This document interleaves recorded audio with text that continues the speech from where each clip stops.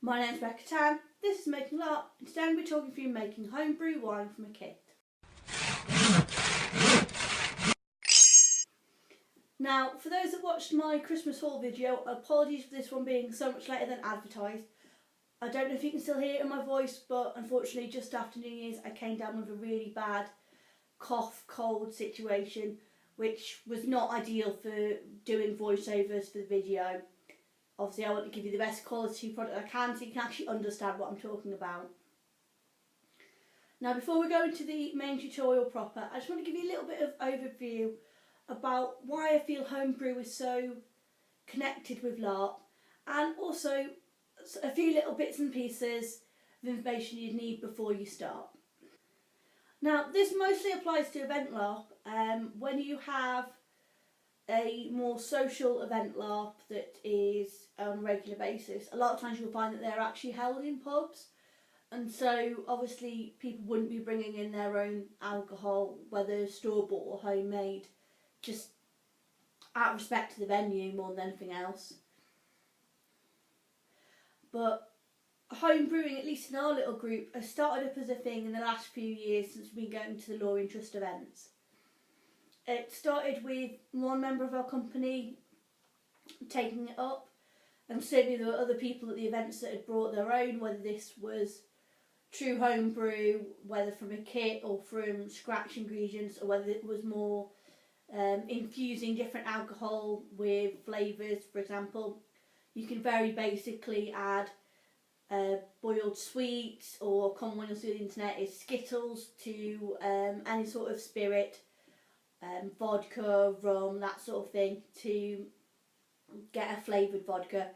You would then obviously want to strain the liquid out afterwards. I don't use coffee filters because it leaves a bit of a residue, but pretty much as a basic starter project, all you need is like a sealed jar, some sort of sweets and some alcohol. And so a lot of people were bringing things like that to events, or simply sticking a vanilla pod into a bottle of vodka to make vanilla flavoured vodka, and so on. So having seen other people get involved and other members of our group then start taking up in a more professional manner, we decided to join in. We started with kits. As you'll see in the video, our kits are from Wilkinson's. At the time when we first started, this was the only place in the UK in a main chain store that you could get homebrew equipment. There generally are homebrew stores dotted around, but certainly there's none in Newcastle city centre at the time. So you might have a true homebrew shop closer to you. And in the last year or so, the chain Lakeland, which does a lot of baking and other home baking supplies, has started doing the homebrew section as well as obviously loads of places that this sort of thing was available on the internet. A few of our bits and pieces have been picked up from Amazon. Now, if you are in the UK, I've just had a check of the prices on the internet before starting this video, and you can get a full starter kit which includes your Demijohn, a kit like featured in our video with the ingredients, and Syphons and various bits and pieces from Wilkinson's for about £20.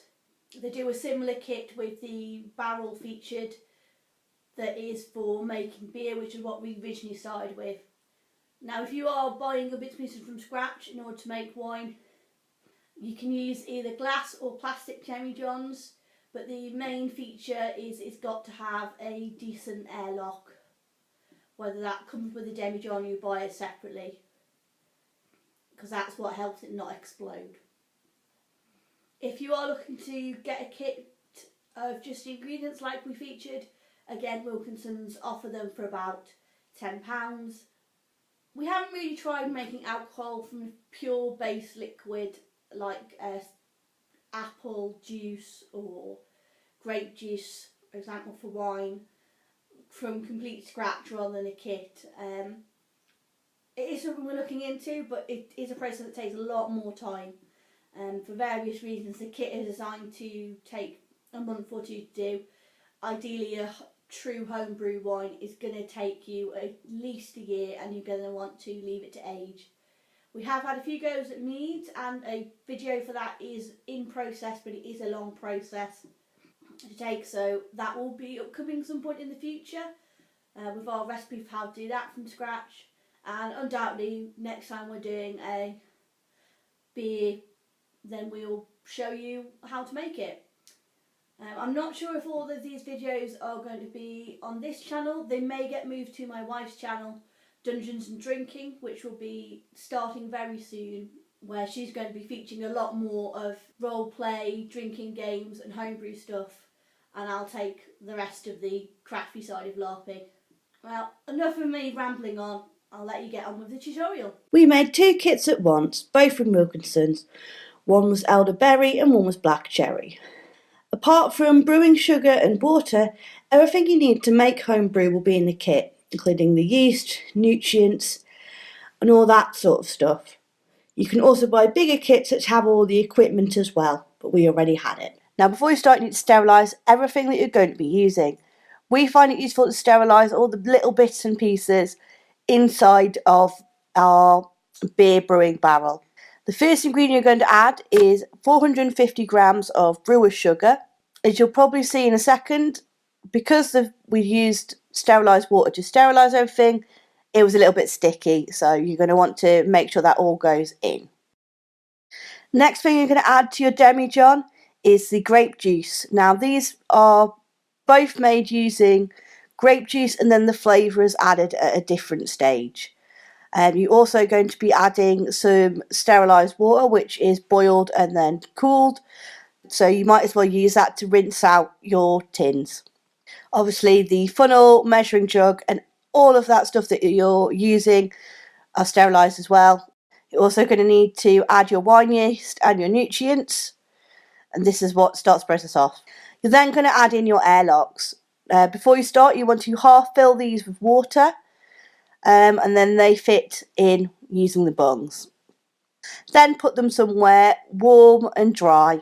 We used our little airing cupboard where the boiler is. You're then going to have to wait a little while.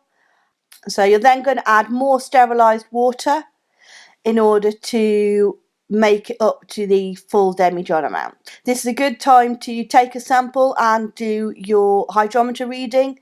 The hydrometer allows you to measure the alcohol content of your brew, and this by taking a starting reading and a reading once the brewing is completed allows you to know what percentage alcohol it is.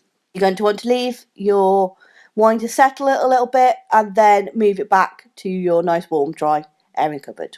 You can tell when fermentation has stopped because there will stop being air bubbles forming in your airlock. Next, you're going to want to add your flavouring packets. This is what makes it taste of black cherry or elderberry. Once you've added your stabilisers, you'll want to keep an eye on your Demijohns, give them a bit of a shake and then leave them. Next, it's time for bottling. The first thing we did was move the wine. Obviously keep the 2 Demijohns separate, but you're going to want to put the wine in your sterilised barrel. This allows you to make sure that none of the sediment goes into your wine. You can tell what the sediment looks like because it's pretty disgusting. So once you've separated that off from your main barrel, you can then start pouring the wine into bottles.